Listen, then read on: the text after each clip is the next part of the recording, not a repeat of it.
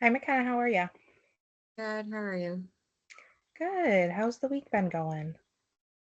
Not too terrible. There's been a lot of rain, so I haven't got out of the house much this week. Gotcha. Has it been raining like every day? The last couple days. Oh, that's not It good. hasn't been like constant. It's been like on and off, but when it's on, it's like torrential downpour. Ooh, that's definitely not good. No one likes the rain. Hopefully, you guys live in an area where it doesn't flood too much. Hasn't here, so that's a plus. Well, that is good. That's definitely good to hear. How are we feeling after our last session? Um, Not too bad. Just have to get through some of it and keep pushing. I mean, it's all we can do. Yeah, absolutely. And I know our last session was, a lot of those assessments and a lot of just questions that were kind of bringing up a lot of things, but now we can kind of get into just normal sessions, how they'll be structured from here on out, and jump right into whatever we kind of want to talk about and where we want to start. Um, I know in our first session we mentioned a lot of things having to do with current or substance use, mental health, like depression, anxiety. Are those all things that you kind of want to start with focusing on? Um, Not so much the history stuff right off the bat, but Yeah. definitely focusing on the here and now stuff. Hmm. And then once we get this stuff kind of in check as to how I can handle it, and cope and get through it, we can delve into the history of stuff. But with getting the kid, working to get the kid, or my kiddo back, it's just a lot. So focusing on the here and now is probably the best for right now. Yeah, absolutely. Let's continually focusing on the here and now will leave the past in the past. Um, to kind of start something that I think would be beneficial, because I know we've kind of gone over the anxiety and the depression for right now, and you're under a lot of stress, working to get the kids back. It's a lot to be going through. And I kind of want to work on some different techniques with you to see kind of how we can start maneuvering through this in your life. Have you ever heard of cognitive behavioral therapy or CBT? I'm sure I have in the past.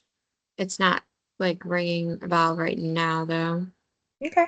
So it's a type of therapy. It's very versatile. It works really great, especially with like depression, anxiety, kind of current situations and current circumstances. So I think it'd be really beneficial for us to kind of dive into that a little bit.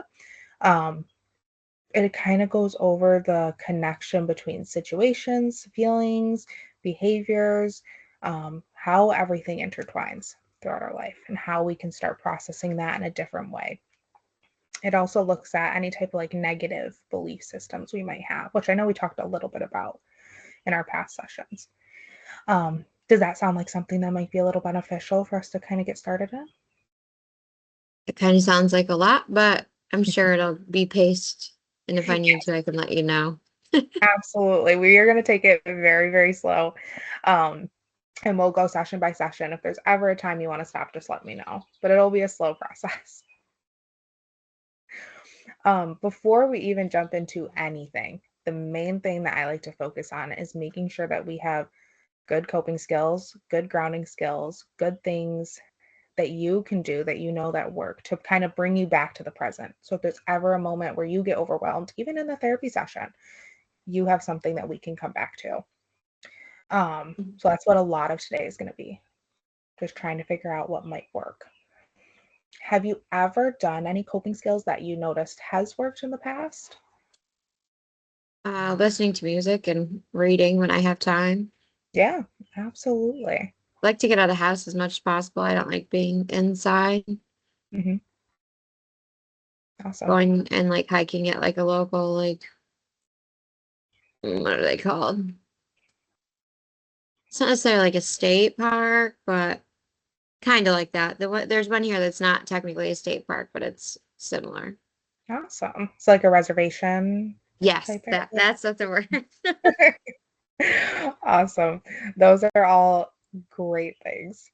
So perfect. So you already have a good foundation on things that kind of bring you back to your center, which is great. Um, I think some other things we can focus on is maybe some like sensory grounding skills to kind of do even when we're in session if things start getting heavy and you need to kind of reset yourself for a minute. Um, and we can also look at some like cognitive and physical grounding skills too, because those can be really beneficial, especially if you're in public or you're talking maybe with someone and it's a stressful situation and you need something to kind of recenter yourself. They're also really beneficial, especially with the anxiety and the depression, things to just help yourself come back to an equilibrium for a minute and kind of reset your thoughts. Have you ever utilized any like grounding techniques? I'm gonna ask you for some examples because I probably have, but I'm not 100% sure what you. Yeah. Well, you already mentioned one, so music is one, which is great. So that's kind of one of those things. But something else that is really common, especially with like anxiety, having like anxiety attacks or panic attacks, things that like at home. Um, Something for like sensory grounding skills would be like grabbing ice and holding that in your hand, because that's a sensory thing. It goes to your nervous system. So it kind of resets yourself a little bit, gets your mind thinking about something else. So that's just kind of an example of like a sensory grounding skill that might be beneficial, especially if those anxiety moments are really heightened. Once upon a time, they had me doing it when I went and did some SED treatment stuff. They it's like five senses or something where you had to find something from each sense that's around you. Mm-hmm. That we did that. That wasn't terrible. And then they had us do what was it? A create a healing image for ourselves to like if we were getting stressed or anxious, doing like mine was like a beach, like sitting there and like closing your eyes and like visualizing the beach, like thinking if you're hearing it, that kind of thing. Yeah. So those are things that I've used in the past, or I shouldn't say I used them. I've been made aware of.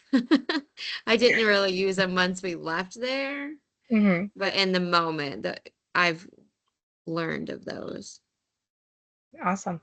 Absolutely. The five senses one is another really big one, especially for those grounding techniques. Now, I know you said you didn't use them after you left there. Are you open to trying some of these techniques, throughout the next week or two and kind of seeing what happens? Oh yeah. Like now, yes. In the moment back then when I was doing it, I don't want I was still in active use. I wasn't like focused and determined to do what I need to do. Hmm. Where back then I was all over the place. So trying to get my mind to slow down when I was using just wasn't working. Hmm. Oh, absolutely. So I'm sure it'll be different now that I'm not. Yeah. So why don't I give you a few different things for these grounding skills? Try them over the next few weeks. We'll take it really slow on seeing what does work and what doesn't work. And just notice it. Do you feel yourself any effect? If it doesn't work, we throw it off the table and we start with something else. There's a lot of things that we can utilize for coping and grounding skills, and it's finding what's going to work best for you. With the five senses, let's start with that because you're familiar with it. Let's do that. Do you want to refresh on kind of exactly how that works? Yeah, we can. Just a brief one. I mean, I know what the senses are kind of thing. Mhm. It'd be more when I'm probably out and about. It'll probably be more beneficial.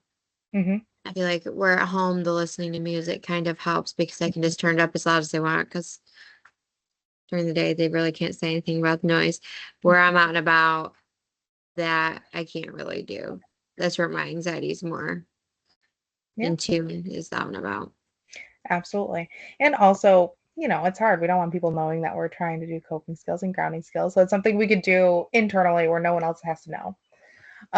So with the five senses, it's going to go five, four, three, two, one. You're going to start off focusing on it. Five things you can see in your environment. See them in your head, focus on those five things. And then you're going to start going down the list. Four things that you can touch. Look around you. I always recommend actually touching it if it's something that's close to you, because it also just brings in that sensory more. And then you're going to go down in three things that you can hear. cars going by, AC, whatever it might be. Two things that you can smell. Sometimes you got to get creative, but two things you can smell, and then one thing that you can taste. Also, might have to get creative. But those are kind of five, four, three, two, one. Do you, so let's focus on that. Try that. If you think that's going to be maybe a good fit to try over the next week or so. Yeah, that should be fine. Hopefully with the weather being nicer, I'll be able to get out and about and be able to do it more. Yes, absolutely. And then you mentioned the coping skills that you have, like listening to music and getting out, which are great. Keep doing those. Try utilizing those more, especially when you're in that state of anxiety or depression. They're harder to use in the moment, that's for sure. Yes, they are. And it takes a lot of self awareness to be like, okay, I need to actually try to do this. That takes a lot. So even if it's just a few times over the week that you get a chance to kind of work on them. I'm only going to give you one other thing because I don't want to pile too many things on. And I want to start where it's small and doable, but we can start to figure out what's going to work for you. For the anxiety, do you find that you get a lot of anxiety attacks or you get to a point where sometimes it's really hard to kind of focus? Uh, so the anxiety for me is mainly around like visitation day and Mhm. court and things like that. I don't find it really hard to focus. I think it makes me like hyper focus. Like that is all I focus on. There, as far as focusing on the little things, that's out the window. Like right then and there, that's all that's happening. I'm not focusing on anything else, Okay. which makes the Um, anxiety 10,000 times worse. yes. So with that, hyperfixation, you're fixating on those visitations. I know I mentioned the holding the ice or the cold water. That might be something to also try because that just helps jolt you kind of back to the present where you are right now instead of hyper focusing on the visitation that's maybe later or the court date or whatever's coming up. It kind of will bring you back to right now. You can focus on, okay, I'm here, I'm holding this ice cube, or running your hands under cold water. That's the same thing too. You can do that if you don't have access to ice. But that's something that can just help you bring you back to the present, even if it's just for a minute, to kind of give yourself a break, come back to that equilibrium, and kind of reset. Do you think those two we can kind of start trying over the next week? Yeah. Okay. I mean, I have a couple visits scheduled for next week, so it's Okay. doable. Perfect. Let's start there. See how they work. Come back next week if you get to do them. We'll kind of go over them and either find some different things that might work better, keep going with these. We'll kind of see where we are next week. Mhm. Okay. Perfect. All right. Other than that, I hope you have a great rest of the day. I will see you next week at our same time. Okay. If you need anything during the week, just let me know. Sounds like a plan. Thank you. You're welcome.